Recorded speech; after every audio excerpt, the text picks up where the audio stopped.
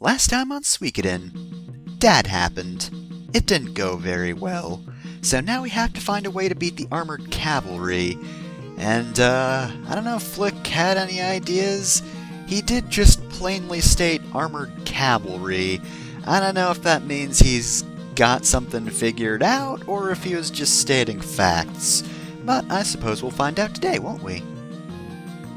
Alright, what did everyone else figure out? Everyone else that's not me, the leader.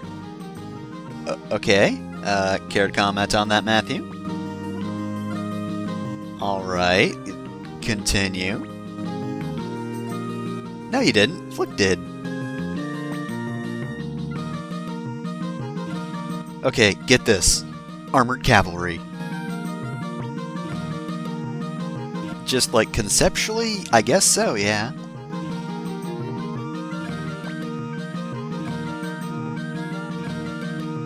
Oh, I see. The fire spears are just an instant win against armored cavalry. I mean, we're already playing a game of rock, paper, scissors, so now we just have the gun move.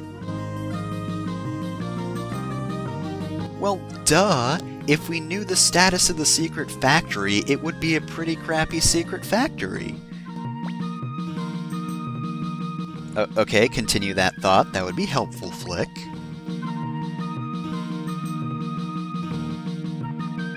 Okay, see, Victor is on the up and up. He's actually telling us where to go, instead of just trailing off, which is completely useless.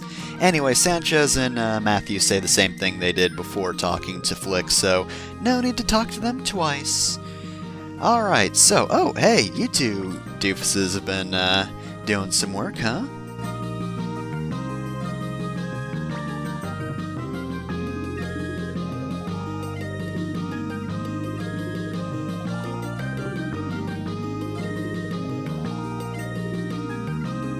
Well, I'd love to, but if we say yes, well, we can't. A novice can't possibly pilot this thing for the time being. Now, we do know someone who knows boats, and that, of course, is Taiho.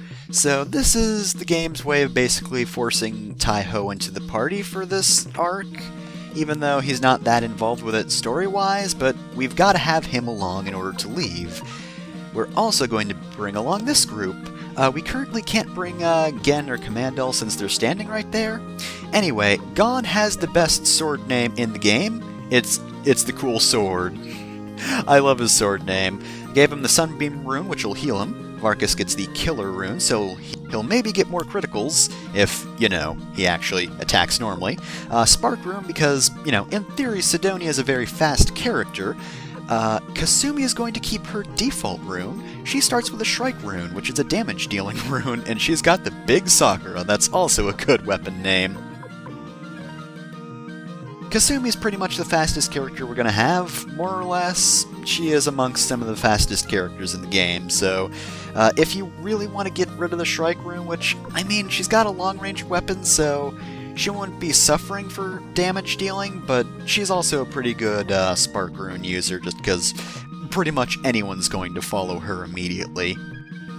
So yeah, this is a pretty good party overall, very balanced. It's not like last time where I had 4 short-ranged characters, which didn't turn out horribly. Pond did a pretty good job. Anyway, that being said though, we do have this faster boat, which is nice. Sea travel is still fairly boring, but, you know, now it could go a little bit faster. I think the problem is there just aren't enough port towns, and really by this point in the game we have enough, like, teleporting points where it doesn't help. And, unfortunately, we don't get to see the text saying, Rapids. Alright, so, Kirov here. Pretty good song that I can't hear. And we're gonna be busy in this town, so I probably won't, not talk for too long.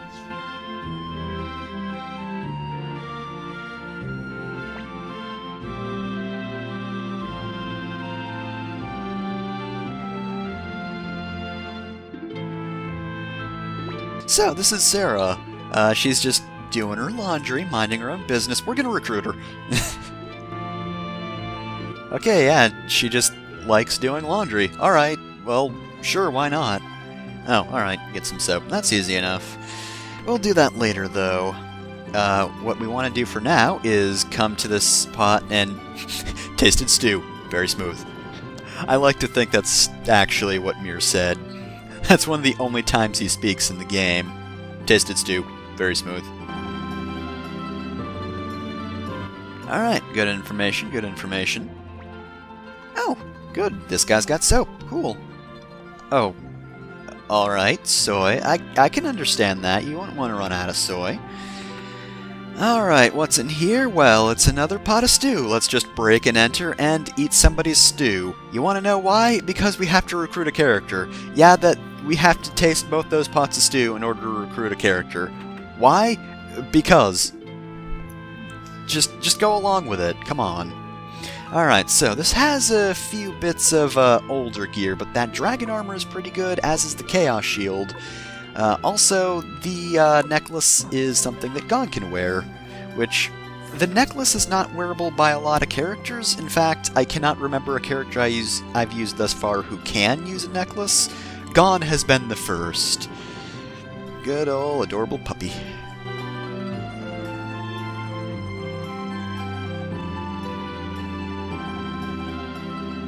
Well, yeah, that's how most people use their powers. Alright, we'll be getting to Melody soon enough. For now, though, the chef is now hanging around in this house for no reason. Okay, both of those were his stews. Why did you break into people's houses to make stews? I mean, we tasted the stews and they were very smooth, but okay, it's Lester. I don't like him as much as Antonio, because he's just sort of here. There's not much of a point to the chefs in this game, they just kind of exist, but like, Lester's the weird one. You just break into two people's houses and oh, apparently he did the same, and made stews in them. Okay. Oh, sugar. Sweet. So we have the Fortune Crystal there. That's one of the 2 runes we could get at the start of the game if we left Mir's house before we were supposed to, in which everything could have killed us.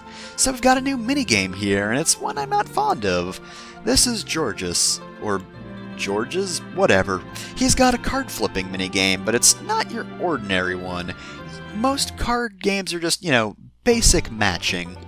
However, the difficulty that he presents doesn't change the size or number of cards that each game uses, but rather how many unique cards there are. So as you can see, we flip 2 command dolls, and a whole lot of cards flip over. So yes, this is a card game in which the main mechanic is, like, chaining together matches, which can be really cool, like in this first level, though in level 1 you don't really have that much time, so if you don't get lucky, you're probably not going to make it in under 15 seconds. I did try doing this at the harder difficulty at first, but I'll be honest, it's really boring to do it like that, because there are just so few matches at a time, where, like, the 5 match is just visually way more interesting. So yeah, Georges is my least favorite minigame. We won't be seeing more of that card game, just because, Level 5's pretty, or the 5 match one is pretty much the best one, because with only, like, 5 unique cards in the entire set, shit just gets flipped over constantly, and again, it's just way more interesting like that. Otherwise, you're playing at least 55 seconds of basically a normal match game, except sometimes you might get lucky and get a combo. But if the focus is on comboing, like, it's just not fun at later difficulties. Okay, so now let's recruit Sarah. Okay, a yardstick, sure. Yeah, why not? Okay, who the hell has a yardstick? Anybody got a yardstick just lying around? What about you? As if I don't already know that yes, you're the one with the yardstick. Oh, I didn't know that, but okay, I know where to buy sugar at least. We buy it from the man who's kind of just standing around in his store instead of behind the counter. No, this is not part of the side quest. He always does this, even when the side quest is done. Anyway, got that sugar. Sweet. And we're going to, do this, oh shoot, what's even the phrase for this? It's a trade quest, but, I'm pretty sure... this is a trope, basically, You trade to one person, or you want to trade with one person, but then they want something, and the next person you find wants something, and so on and so forth. I don't actually know what the proper name for that is. I just know it's a thing I've seen before. But yeah, that's this side quest. You basically just start with Sarah, and you go from NPC to NPC, trying to figure out what you ultimately need, and it turns out it was sugar. That was the link that will put this all together.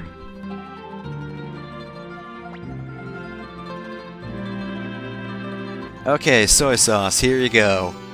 I mean, maybe you also need salt, but I don't know, I think it's probably salty enough already, and fuck you, no, don't even joke about that. Just give me the soap so I can leave. Alright, here's your soap. Da-da-da-da-da-da. Anyway, that's just a goofy little recruiting. It's not difficult, but... I don't even know. Whatever. Alright, so now that that's done... Oh, by the way, in this area, we're able to find the other rune we could get at the start of the game. It's actually from an enemy I don't encounter. It's the Siren. They've got the Prosperity rune. That's the one I already have, and therefore don't need more of. Anyway, these are Dagons. They're not too tough, however, they can poison you. Oh yeah, by the way, hell yeah, the Shrike rune just fucking suplexes an enemy. That's why I'm not removing it from Kasumi. Technically speaking, it would be a hell of a lot better to give her the Spark rune, but why the fuck would I take away the ability to have her suplex a thing? Look at that. That was an okay attack, but, it wasn't a suplex. She didn't suplex a fucking fish, man. Anyway, Kasumi's pretty good. I like her. She is a good character overall, and also Vargas and Sidonia are going to be getting a lot of level ups, which is a bit of a shame because the segment isn't too long, all things considered. Which, again, it's too bad because I like this party. It's actually a pretty good one. Alright, so it's not too long of a walk over to Kaleka. So, this town burnt down. And if we go into this house... Oh, hi! It's just a dude Wait, Leon Silverberg? As in, related to the guy I know, Silverberg?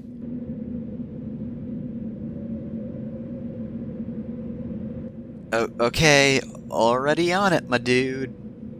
Goodbye. So, yeah, that's Leon Silverberg. You might know him if you've played other Suikodens. I would say he's not really significant to this game so much, but he actually kind of is. There is a reason he's hanging out in this town, which, by the way, was supposedly destroyed by Joustin. I don't know if there's a great time to bring up exactly what went down here, because I don't think it comes up in the game itself. Oh yeah, by the way, those were shadows. They kinda suck. They're not very good enemies. They go down in an instant. Anyway though, yeah, it's hard to tell what exactly gets revealed by the game itself, just because there is a lot of supplemental material for this game, and it's hard to find as well. There's actually what is supposedly a pretty hefty encyclopedia or two that covers the events of the game. This is a Demon Hound. Demon Hounds suck. Supposedly they do a lot of damage, and I think they have a Fire Breath attack, but I'll be honest, I've never seen it because they appear alone, and therefore there's no point in worrying about them. Unless you haven't been upgrading your weapons or something, you should be able to kill them that quickly.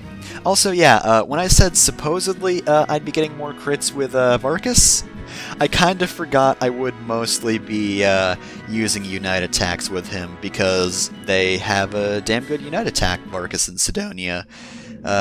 just because it does a lot of damage and doesn't unbalance anyone. Who are you? Passing through? Alright then, well, that's depressing. And no, he doesn't say anything else, he's just here having a drink in this ghost town. Alright, well, again, that's pretty frickin' depressing. Anyway, Old Book Volume 8 might have some information about this town. I don't remember what's in each old book, and I don't think we can see them yet anyway. So these are Hawkmen. They're kind of tough as their previous... they're not really recolors if they came before, so uncolors? Precolors? Whatever. Anyway, they do have at least a little bit of health, and they can do that kick attack. And coming in threes means they do have at least a little bit of survivability. They can also appear with shadows, but that group's not really very effective either. Anyway, though, yeah, this game has like at least a few books worth of supplemental material, though from my understanding the encyclopedias are like across multiple games in the series. Even still, though, unfortunately, it's super fucking hard to find like copies of the book in the first place, and I haven't actually found any translations of it online, so it hasn't gotten a lot of coverage, unfortunately, which means while the information is still present, like I've seen wikis refer to information in those books, I'm kind of on using that information myself, just because I don't know 100% if it's necessarily sourced correctly. I want to assume it is, so I probably will bring stuff up later, but anyway, this is Blackman. In order to recruit him, don't step on those plants right there, because Blackman doesn't really like us in the first place. He's, he doesn't really care for the whole war-torn city thing and, you know, cities being destroyed in the wake of war. I will, of course, put up in the corner, like, what happens if you step on the plants. Not much, it's just a few lines of dialogue. I don't know if that permanently locks you out of being able to recruit him, though. Anyway, here are these two dweebuses and Ronnie Bell, who is, if you can't tell immediately, pretty great.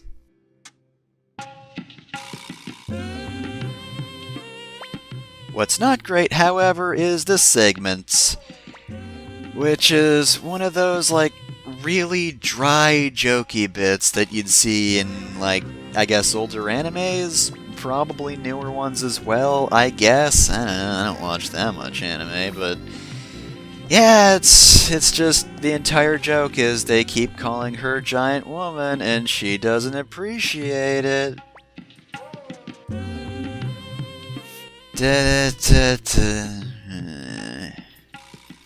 Yeah, this joke has already overstayed its welcome, and I'm pretty sure it's been less than a minute. I'm not contributing to it.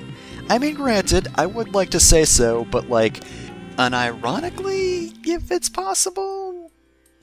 Probably not with the phrase giant woman, just in the long run. I've never seen these chuckle fucks.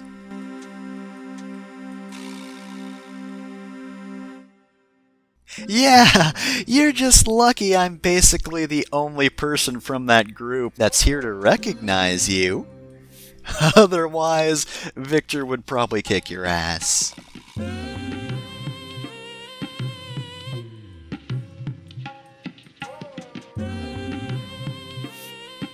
Alright, well, before we go in the secret factory, let's recruit these two.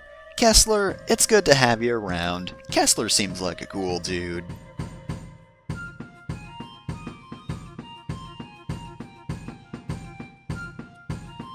Yeah, otherwise he would have been trapped in that horrible bit forever. Alright, well, you go do that. Ledon, on the other hand, is completely useless. Like, he's not a playable character. I don't know why we keep him around, but we're gonna have him join. He is a star of destiny. Alright, you go do that. Alright, whatever. Alright, so when we enter the secret factory, how's it going? Oh, there weren't that many mountains, it's fine. Alright, Mose's in the back, but we also have this familiar face right here. Kage's just hanging around. And, thank goodness he's neutral at the moment. He, if I didn't mention it before... Actually, no, I'm pretty sure it came up in that arc, but he was the one who stole the plans for the Burning Mirror. Actually, no, he definitely came up during that arc. So yeah, we're gonna pay him now. He is a good character and all, but I think this is more so he doesn't help the enemy. Because, as I said, Kage legitimately does not give a shit about anything. Thankfully, 20,000 bits is, really easy to pay just because grinding is easy. But, yeah, we would rather have him as an ally. Because if he's an enemy, who knows what damage he could do.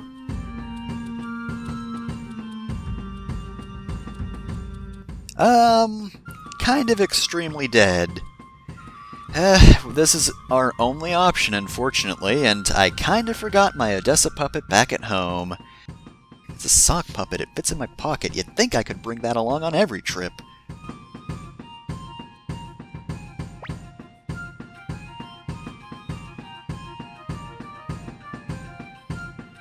We have a boat. Okay, so maybe this is a little bit badly translated, but we do need more than one boat, because we are transporting a lot of weapons. We do need, probably a couple thousand of these fire spears. Yes, please hammer throw me into a... No, nothing. Anyway, that's over and done with, so that was easy enough. We didn't even need to fight a boss to get here. Of course, we do need to make our way back into town. Oh, shoot. I'm gonna put a seizure warning, or epilepsy warning, whatever, before this, because I got poisoned in one of the battles that happened off-screen with the Dagons. I didn't show that battle again because, I still kicked their asses, but unfortunately, Gon did get poisoned. Which is really inconvenient, but whatever. I want to use up that medicine anyway. But yeah, that's poisoning. I don't think I've actually shown that before, which kinda sucks because, you don't expect poison that much if it happens infrequently, which is why I didn't have an antidote. Also, limited inventory and all that, but anyway, yeah, I will have to put up a warning for that, because, honestly, that's kinda seizure-tastic. I mean, I'm not an expert, but if I had to guess, I would say that's probably pretty damaging to the eyes. Alright, so once we get the sound rune, we can recruit Melody. Now, you might be thinking, what's Melody for if we already have the sound test dude? We'll see later. Not for the time being, though. He's gonna go off to the castle. We'll figure out what his deal is later. For now, though, we've recruited pretty much everyone we can, so no reason not to just go to Kanto. Who is the one who lives in this, admittedly, really fancy house? It's a pretty nice house, I gotta say. And yes, this is pretty much the reason we've needed Taiho along for this arc. Because he's the only person who really knows Kanto.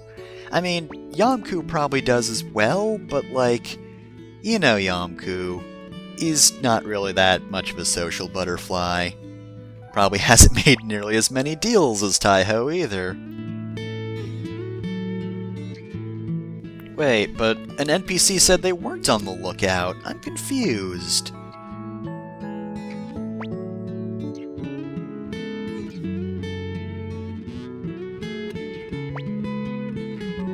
Well, not only is he going to give us the boats, but he's also going to join. Probably so he isn't, captured and executed for treason, I'd imagine?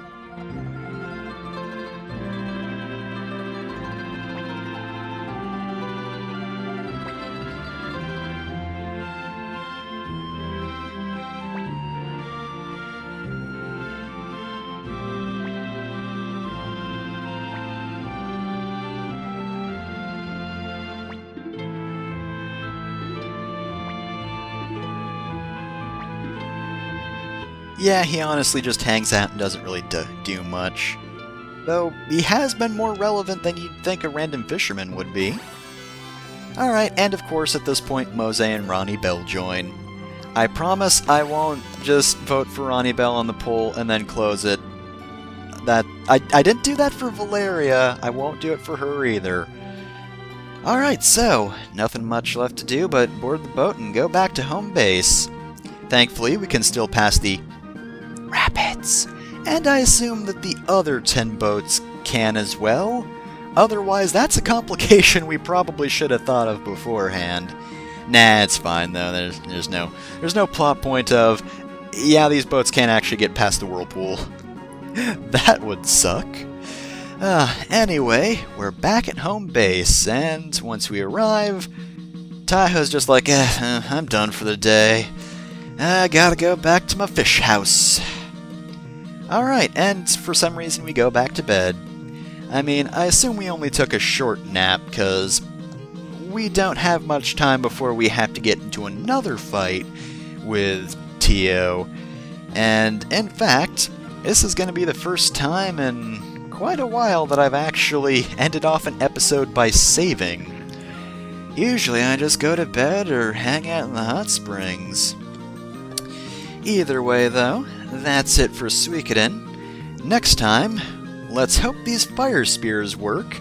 Otherwise, we just spent a whole lot of time traveling around for nothing. Though I do have to wonder, what's Tio been doing all this time? Does he not have boats or something? Is that it?